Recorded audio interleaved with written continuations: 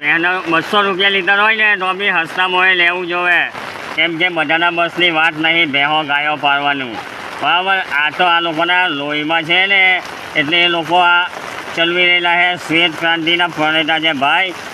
ને ભેંસોને ગાયો રાખવીને એ જેવા દેવાનું કામ જ નહીં, એ તો સુરાઓનું કામ છે, સુરાઓનું. આ હીરાભાઈ આખા ગામને દૂધ પૂરું પાડે છે.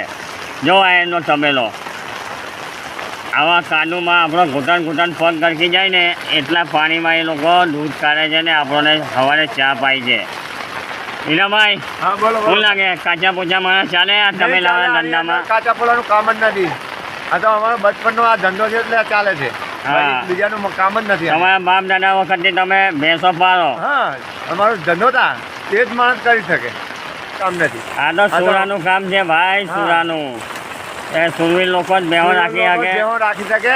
આ પાણી ભેંસો અંદર ડૂબી ગયેલી છે, જેવો પાણીમાં ભેંસો અંદર ડૂબી ગયેલી એટલું પાણી છે. ને અમારી જેવા નહીં તો બીજા ત્રીજા તો માંદા પડી જાય, બીમાર પડી જાય યાર. ને વેચી દેવા પડે, વેચી ખોટ દેવા ખાઈને. પડે. જેવા 30 ભેંસો છે પણ આ પાણીની અંદર જ. ના ના, બરાબર છે. આ તમે શ્વેત ક્રાંતિના ભણેલા છો. આમ ભેંસનું ફેસર હાથે જો એકદમ તાજું દૂધ. હવે પેટ્રોલના 100 રૂપિયા આપણને પોહાય છે, કે દૂધના 80 રૂપિયા થાય તો આપણે બનાના પાડીએ. ના, દૂધના 200 રૂપિયા લીટર હોય ને તો જ પોસાય. તો બી લેવું જોવે. ચાલો, જય માતાજી. જય માતા.